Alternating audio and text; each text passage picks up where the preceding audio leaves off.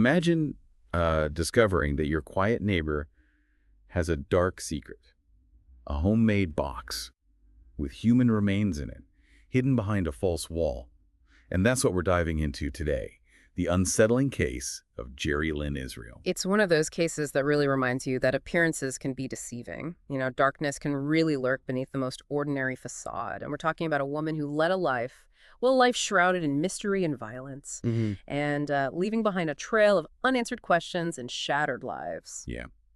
And it all begins with a missing person report in Gulfport, Mississippi. A 42-year-old man named John Gaither vanishes, no trace, leaving his family desperate for answers. But what starts as a search for a missing son quickly becomes a macabre discovery, one that reveals a mother's deeply disturbing secret. And I think what's particularly intriguing about this case is the role of John's stepmother, Karen. Living in California, she just senses something's terribly wrong, despite the reassurances from other family members. And it's her intuition, it's her unwavering belief that something is amiss that sets the wheels in motion for this investigation. It really makes you think about that mother's intuition, doesn't it? If Karen hadn't trusted her gut and persisted in getting the police involved, who knows how long this secret might have remained buried. You're absolutely right. Her persistence was crucial. And when the police finally conduct a welfare check at John's home, the scene they encounter, well, let's just say it paints a picture of neglect and potential danger. Trash. Everywhere. A section of the house boarded up. It's like a visual representation of the chaos that Jerry Lynn Israel is so desperately trying to conceal. It's like something out of a true crime documentary. The state of the house itself is a red flag, like a warning sign that something sinister is happening under the surface. And then there's Jerry Lynn's behavior. The police describe her as uncooperative. Her story about John's whereabouts keeps changing, and she even attempts suicide when the police return with a search warrant. Her actions really do speak volumes, don't they? It's almost as if she's challenging the police, daring them to uncover the truth that she's trying so desperately to hide. Okay, so the police are suspicious. They have a warrant. They're ready to search the house. What do they find? Okay, so picture this. Behind a false wall, concealed by a mattress propped up like a door, they find a sealed closet. And inside that closet, they uncover a large homemade wooden box. A wooden box. What was in it? John Gaither's decomposing body. God, that's horrifying. But it gets even stranger, doesn't it? There were other wooden boxes found in the garage, right? Identical to the one containing John's body. That's right. The presence of those additional boxes adds another layer of chilling ambiguity to this case. Were they intended for other victims? Were they a macabre attempt at misdirection? These are questions that investigators are still trying to unravel. It's a truly unsettling thought. And it makes you wonder, who is Jerry Lynn Israel? What led her to this point? Well, as we dug into the research for this deep dive, we discovered that this isn't her first brush with the law. Not at all. Her past is filled with shocking events that paint a picture of a woman living on the edge, constantly reinventing herself and leaving a trail of destruction in her wake. And you're touching on a crucial point here. To truly understand the gravity of this case, we need to rewind the clock. We need to delve into Jerry Lynn's troubled history. Let's start at the beginning. We know that in 1991, her first husband died under mysterious circumstances. The official ruling was suicide. But rumors circulated, casting a shadow of suspicion over Jerry Lynn, particularly after she received a substantial life insurance payout. Yeah, and it's a pattern that we see repeat itself throughout Jerry Lynn's life. Tragedy strikes, and she benefits financially. Of course, we can't jump to conclusions, but it's a detail that certainly raises eyebrows. And during this time, she's largely absent from her son John's life. Instead, she chooses a life on the fringes of society, working as a phone sex operator, dabbling in drugs, and adopting various aliases. It's almost as if she's trying to outrun her past, but the darkness seems to follow her wherever she goes. There's definitely this sense of restlessness, a constant need to reinvent herself, as if she's trying to stay one step ahead of the consequences of her actions. And this pattern of deception and evasion only intensifies in 1993, when she finds herself at the center of another violent incident. This is where things take a particularly bizarre turn right. Take us back to 1993. Set the scene for us. Picture this. Boca Raton, Florida. The police receive a call about a distraught woman walking along the highway, brandishing a loaded handgun, and a tense standoff ensues, lasting for over 2 hours. Wait, she's just casually strolling along a highway with a gun. That's bold, to say the least. It certainly is. And what makes this even more peculiar is the handwritten note she hands over to the police once they apprehend her. The note implicates her boyfriend in a shooting. and mentions a missing woman named Christina Ray. So the note she gives the police suggests another potential crime. This is getting complicated. What happens next? On the very same day that Jerry Lynn is apprehended, Christina Ray's body is discovered. She had been shot to death and left on the side of the road. Oh, wow. It sounds like Jerry Lynn is at the center of a web of violence. But if the note implicated her boyfriend, does that mean he's the killer? Initially, that's the assumption. Based on Jerry Lynn's statement, her boyfriend is arrested and charged with murder. However, his alibi checks out, and he's quickly released. So she tried to frame him. Why would she do that? Eventually, Jerry Lynn confesses to Christina's murder, claiming that the motive was an overcharged drug deal. Christina was her drug dealer, and she killed her over a dispute about the price of painkillers. She murdered someone over a few extra dollars for painkillers. It seems so senseless. It speaks to a level of impulsivity and ruthlessness that's truly chilling, but the story doesn't end there. While awaiting trial for Christina's murder, Jerry Lynn manages to pull off another audacious move. I have a feeling I know where this is going. She escapes. Exactly. Out on bail, she vanishes without a trace, sparking a nearly 2-year nationwide manhunt. This woman is like a ghost, constantly slipping through the cracks, changing her identity, evading capture. How did she manage to stay hidden for so long? She employed an elaborate system of aliases, bouncing between luxurious hotels and quiet towns, all while using her real credit cards and cashing checks. It's a bizarre mix of caution and recklessness. She even sent letters to a former boyfriend, but later replaced them with blank pieces of paper, further fueling the mystery surrounding her whereabouts. It's almost comical how she manages to stay one step ahead of the authorities, despite her seemingly careless mistakes. But as they say, even the most cunning criminals eventually slip up. And that's precisely what happens. In a moment of carelessness, Jerry Lynn leaves her driver's license at a department store, leading to her capture almost a year later. Talk about a rookie mistake. It seems like she got a little too comfortable with her life on the run. Perhaps. But even after being apprehended, her story takes another unexpected turn. She's sentenced to 17 years in prison for Christina's murder. But inexplicably, she's released after serving only 7.5 years. Wait. Released early, after committing murder and leading authorities on a nationwide chase. That doesn't seem right. It's a decision that continues to baffle many. And what happens next is even more surprising. Jerry Lynn seemingly disappears from the radar, living a relatively quiet life for the next 13 years.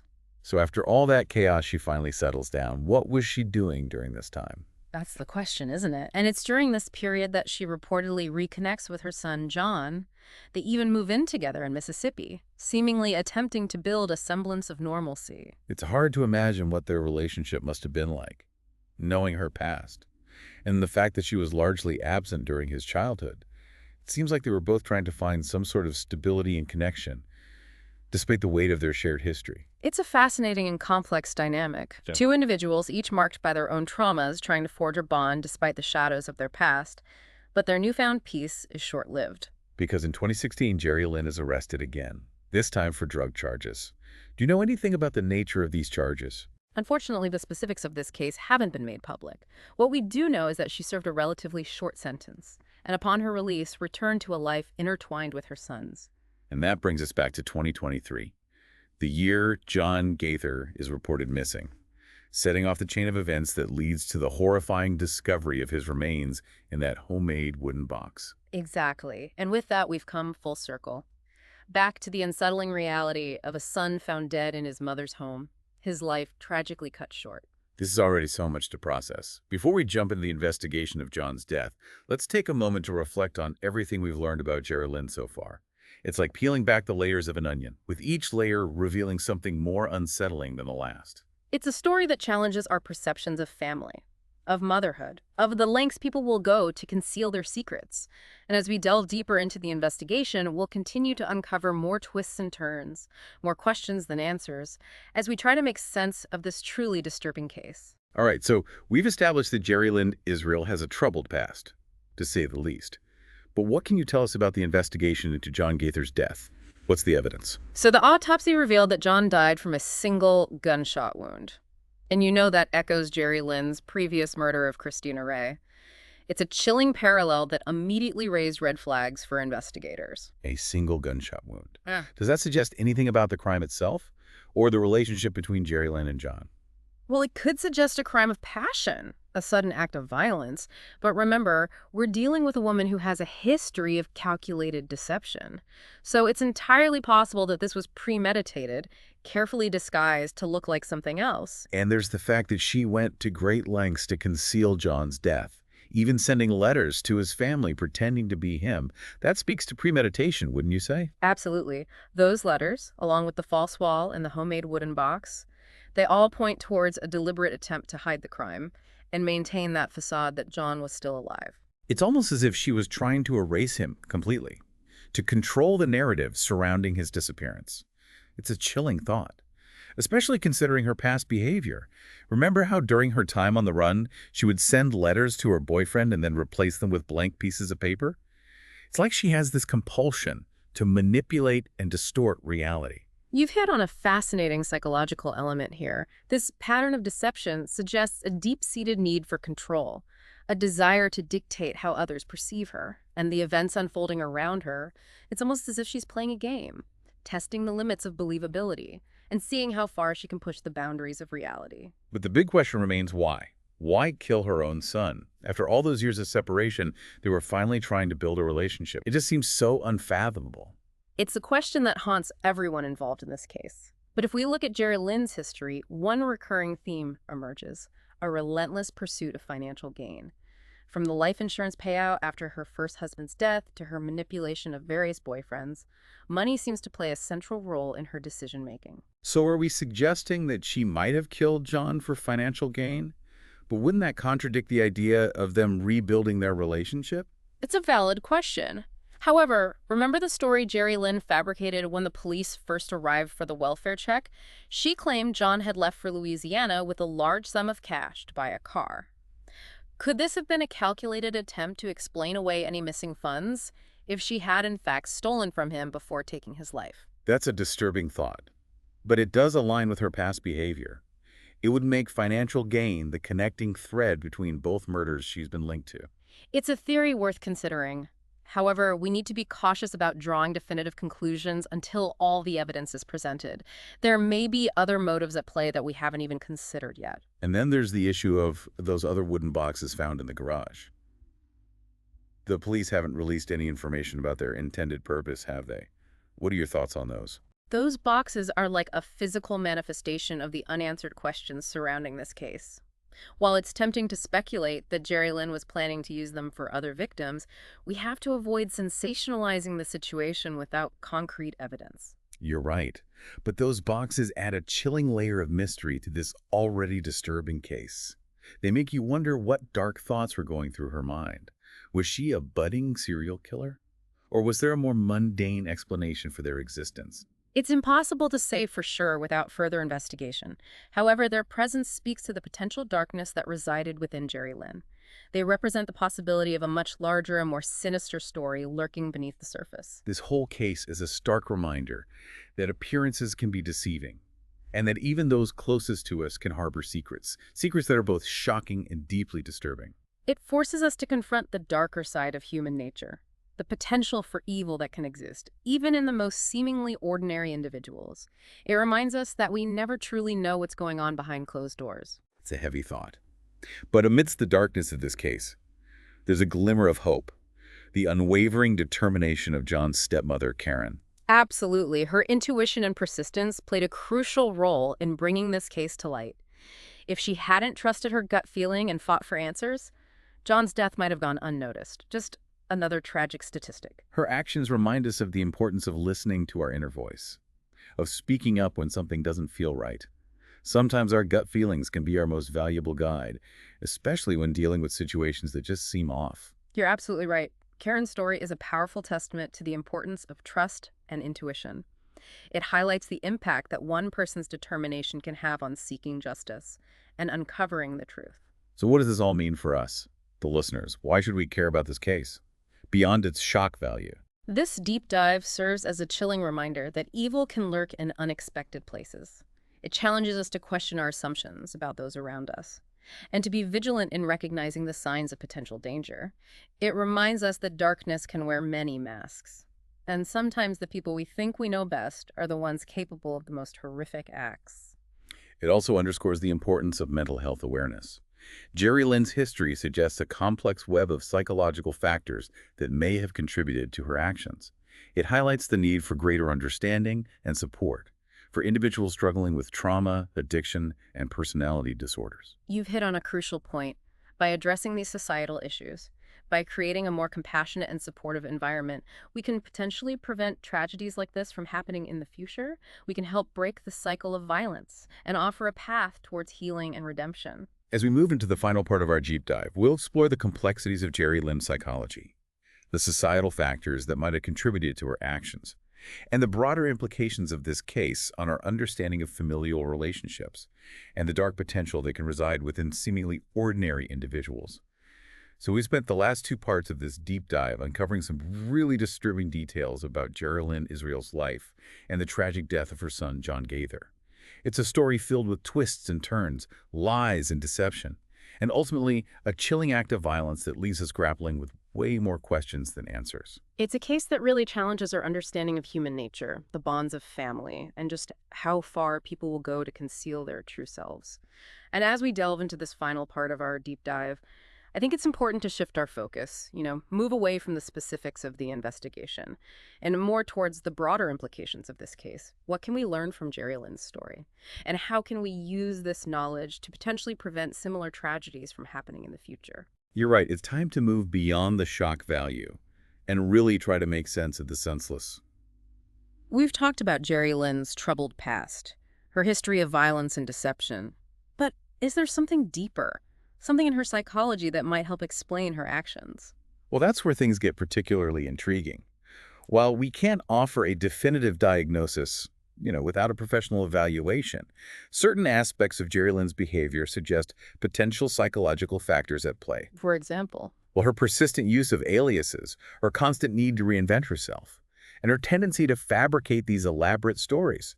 Well, it could be indicative of a personality disorder. Which ones come to mind? I think a couple possibilities stand out. One is histrionic personality disorder. It's characterized by a pervasive pattern of excessive emotionality and attention-seeking behavior. Individuals with this disorder, they often feel uncomfortable when they're not the center of attention, and they may go to great lengths to elicit praise and admiration from others. That definitely seems to align with some of Jerry Lynn's behaviors. What's the other possibility? Another one is antisocial personality disorder, which is characterized by a disregard for social norms and the rights of others. People with this disorder, they often exhibit a lack of empathy, a tendency toward deceitfulness and manipulation, and a reckless disregard for the safety of themselves and others. Both of these disorders sound incredibly complex. And it's important to remember that having a personality disorder doesn't automatically make someone a murderer, right? Absolutely. It's crucial to avoid making generalizations or stigmatizing individuals with mental health conditions. However, it's also important to acknowledge that personality disorders can create vulnerabilities and influence decision-making in ways that can lead to harmful behaviors. So in Jerry Lynn's case, these potential disorders, combined with her history of trauma and her pattern of manipulative behavior, might have created a perfect storm that culminated in this horrific act. That's a very insightful way to put it. It's never just one factor, but rather a complex interplay of nature and nurture, of predispositions and life experiences that shapes who we become and the choices we make. And that brings up another important point, the role of societal factors.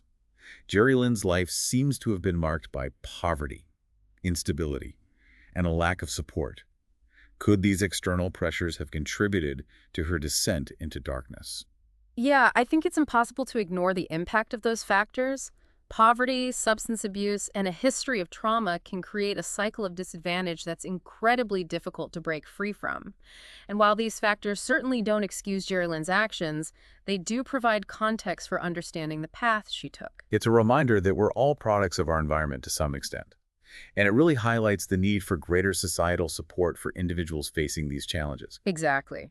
By addressing issues like poverty, addiction, and lack of access to mental health care, we can create a more equitable and compassionate society, one that offers opportunities for healing and growth rather than perpetuating cycles of violence and despair. It's a sobering thought, but also a hopeful one. And amidst the darkness of this case, I find myself drawing inspiration from John's stepmother, Karen. Yes. Karen's unwavering determination to uncover the truth is a beacon of light in this otherwise tragic story. Her persistence, her refusal to be silenced or dismissed, It's a reminder that even in the face of unimaginable heartbreak, we have the power to seek justice and demand accountability. And her story highlights the crucial role that empathy and support can play in helping others navigate difficult circumstances.